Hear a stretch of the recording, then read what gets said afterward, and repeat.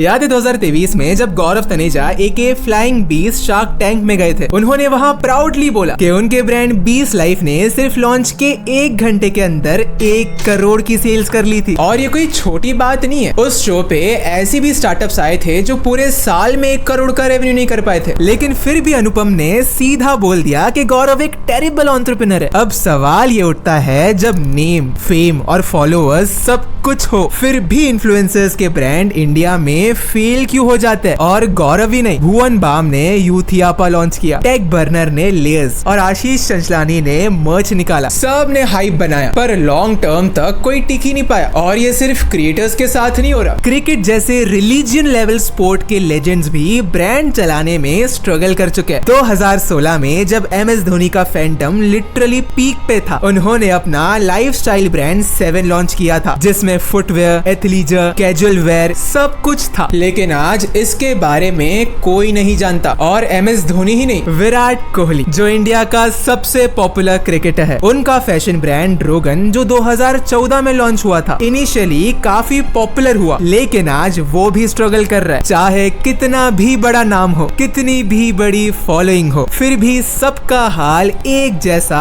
हो जाता है। जबकि अगर इंडिया के बाहर का हाल देखे, अमेरिका के बड़े क्रिएटर्स मिस्टर बीस्ट के फीस्टेबल्स लॉन्च के 3 दिन में 1 मिलियन चॉकलेट बार्स बेच दिए। उसके बाद लोगन पॉल और KSI का प्राइम UK और US में टॉप सेलिंग स्पोर्ट्स ड्रिंक बन गया। तो क्या प्रॉब्लम इंडियन क्रिएटर्स में है या इंडियन ऑडियंस में, या कहीं उनका सपोर्ट तो कम नहीं है? इनके मीटअप्स की भीड़ देख के तो ऐसा बिल्कुल नहीं लगता, मगर जब खरीदने की बात आती है तो कहाँ चले जाता है इनका सपोर्ट? हमको लगता था कि भाई फेम है तो ब्रांड आराम से बन जाएगा, लेकिन ये बात सही लग नहीं रही है। तो सही बात क्या है वो पता चलेगा इस वीडियो में।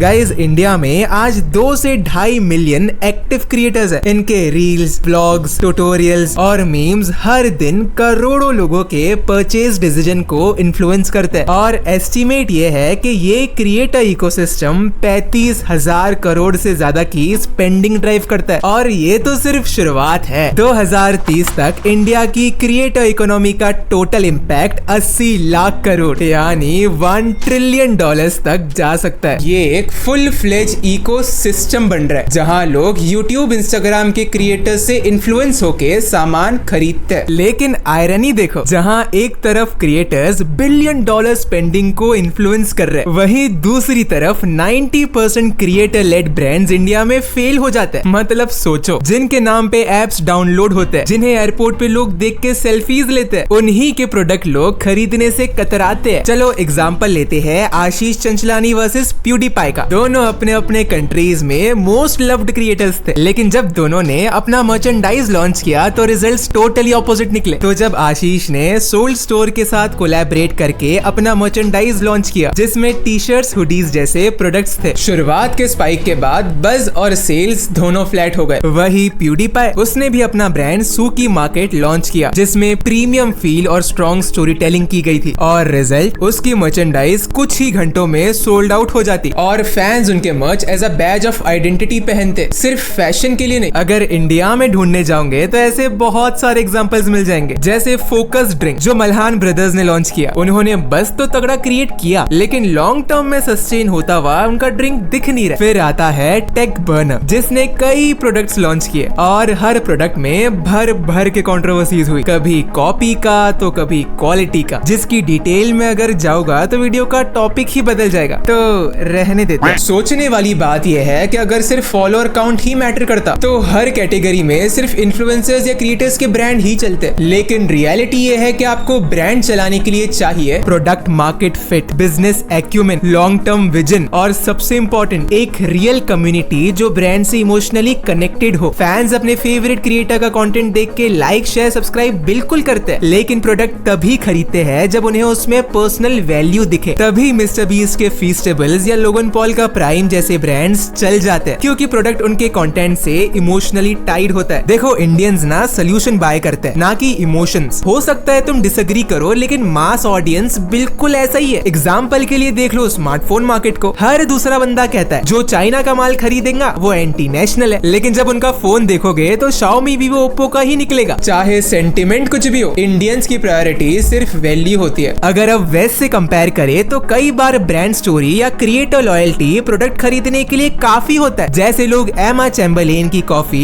इसीलिए खरीदते हैं क्योंकि लोगों का वाइब उससे मैच होता है। ये ब्रांड इसीलिए नहीं चला क्योंकि कॉफी यूनिक थी, ये उनके पर्सनालिटी की वजह से चला। फिर किम कार्दाशियन, जिसने अपने कॉस्मेटिक ब्रांड से लिटरली बिलियनर का स्टेटस अचीव कर लिया। इसके प्रोडक्ट्स मैसिवली ओवरप्राइस थे, लेकिन फॉलोइंग ऐसी थी जो प्राइस टैग देख के नहीं, रील और इंस्टा फोटोज देख के ऑर्डर कर देती। लोग इतने दीवाने हैं कि खुशी खुशी महंगे प्रोडक्ट्स भी खरीद रहे। इसके बाद हुदा केटन, जो सिर्फ ट्यूटोरियल्स वीडियोस बना के एक सक्सेसफुल ब्रांड बना देती है जो आज $1 बिलियन का बन चुका है। इसके भी फैंस इतने ही लॉयल है जो प्राइस वगैरह नहीं, सिर्फ क्रिएटर को देख के प्रोडक्ट्स खरीद रही है। चलो बहुत हो गई बाहर की बात, अब वापस आते हैं इंडिया पे। अगर यहाँ का क्रिएटर 500 का टी शर्ट निकाले तो पहला कमेंट आता है भाई बहुत महंगा है, सस्ता करो। इंडिया में फैंडम बहुत स्ट्रॉन्ग है पर लोग खुद पैसे देने से पहले पूरा हिसाब बराबर करते हैं। इसीलिए इतने प्राइस सेंसिटिव मार्केट में अगर आप सिर्फ फेम के दम पे प्रीमियम प्राइसिंग रखोगे तो जितनी जल्दी सेल्स ऊपर जाएंगी उसकी डबल स्पीड से नीचे भी गिर जाएंगी। और इंडस्ट्री एक्सपर्ट से क्लियरली कह भी चुके हैं कि क्रिएटर्स का टोटल एड्रेसेबल मार्केट बस दिखने में ही बड़ा है, लेकिन एक्चुअली में होता नहीं है। क्योंकि आपके पास 10 मिलियन फॉलोअर्स हो सकते हैं, लेकिन उनमें से मेजॉरिटी लोग टियर 2, टियर 3 सिटीज से होते हैं जहाँ प्राइस सेंसिटिविटी एक्सट्रीम लेवल पर होती है। और सच ये है कि 99% लोग वो 500 का प्रोडक्ट अफोर्ड भी नहीं कर सकते, तो खरीदने की बात तो बहुत दूर की। अगर एक रिसर्च बताऊं तो 70% इंडियन कंज्यूमर्स प्राइस को सबसे पहले देखते हैं, प्रोडक्ट के फीचर्स वगैरह सब बाद में। लेकिन इसका मतलब ये नहीं है कि इंडियन सस्ता टिकाऊ माल खरीदते हैं। इंडियन बायर्स वैल्यू कॉन्शियस है, उन्हें सस्ता नहीं चाहिए, उन्हें पैसा वसूल चाहिए। अब एग्जांपल के लिए दीपिका का ब्रांड 82 डिग्रीज को देख लो। प्रोडक्ट डिजाइन एलिगेंट था, ब्रांडिंग इंटरनेशनल लेवल पे थी, लेकिन प्राइस 2700 का मॉइस्चराइजर, 3500 का सीरम। लोगों ने बोला कि सेम इंग्रेडिएंट के प्रोडक्ट्स 600 में मिल जाते हैं। और इंडिया में अगर लोग वैल्यू जस्टिफाई नहीं कर पाते तो सेल नहीं होती। अब कटरीना कैफ का ब्रांड के ब्यूटी देख लो, जिसका एग्जीक्यूशन काफी बेटर है। पहले नायका के साथ पार्टनरशिप करी जिसे ब्यूटी रिटेल का फुल एक्सपीरियंस है। फिर इनकी ब्रांडिंग पर्पस ड्रिवन थी क्योंकि हर इंडियन स्किन टोन के लिए शेड लॉन्च किया गया था जो लोगों को बड़ा पसंद आया और फील लग्जरी वाली दी, लेकिन प्राइसिंग बिल्कुल मीडियम रखी। उसके बाद ऋतिक रोशन का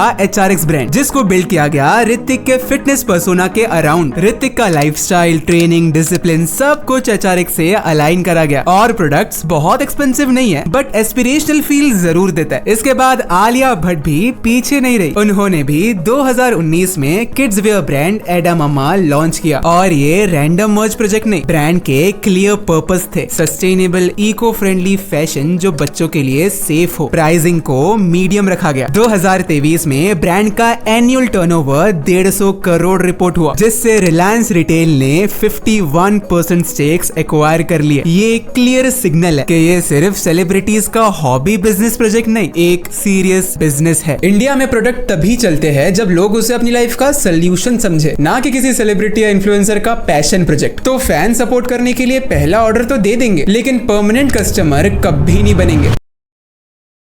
देखो इंडिया में ऑफलाइन डिस्ट्रीब्यूशन किंग है क्योंकि जो दिखता है वही बिकता है और जो ऑफलाइन दिखता है वही मास इंडिया खरीदता है। एग्जाम्पल के लिए टाटा स्किन परफ्यूम देख लो, चुपचाप 500 करोड़ की सेल्स करके बैठा है और वो इंस्टाग्राम पे वायरल भी नहीं हुआ। तो उन्होंने बेचा कैसे? 1000 से ज्यादा offline retail touch points, presence in Titan stores, lifestyle outlets, even local cosmetics shop, strong back and distribution और ट्रस्ट नेटवर्क। इसीलिए ऑफलाइन डिस्ट्रीब्यूशन इतना इंपॉर्टेंट है। तो फिर क्या इंडिया में कोई भी इन्फ्लुएंसर ब्रांड नहीं चला सकता? कुछ एग्जांपल है जिन्होंने बहुत अच्छा काम किया है। पारुल गुलाटी इनिशियली अपना हेयर एक्सटेंशन ब्रांड निश हेयर ऑनलाइन लॉन्च किया था, लेकिन मेजर स्केल तब आया जब उन्होंने ऑफलाइन सैलून से पार्टनरशिप बनाए, ब्यूटी एक्सपोज में स्टॉल लगाए, अर्बन क्लैब टाइप सर्विसेज के साथ कोलैब किए। ट्रस्ट बिल्ड हुआ ऑनलाइन, लेकिन वॉल्यूम आया ऑफलाइन। उसके बाद फ्लाइंग बीज, जिनको घटिया एंटरप्रेन्योर बोला गया, लेकिन उनके डिसीजंस काफी अच्छे थे। पहला कि वो साथ लाए राज गुप्ता को, जो पहले मामा अर्थ के फाउंडिंग टीम का पार्ट रह चुके हैं, यानी एक प्रोफेशनल D2C एक्सपीरियंस्ड को फाउंडर जो बिजनेस ऑपरेशन समझता है। तो ब्रांड चलाने के लिए आपको सेलिब्रिटी नहीं, CEO वाली सोच चाहिए। फेम से तो शुरुआती सेल्स आ जाएंगी, पर स्केल आता है स्ट्रेटेजी, टीम और डिस्ट्रीब्यूशन से। अगर वीडियो पसंद आई तो आखिरी वाली वीडियो में और मजा आएगा। और थिंक स्पीक्स को जरूर चेकआउट करना अगर तुम सोशल टॉपिक्स पे वीडियोस देखते हो।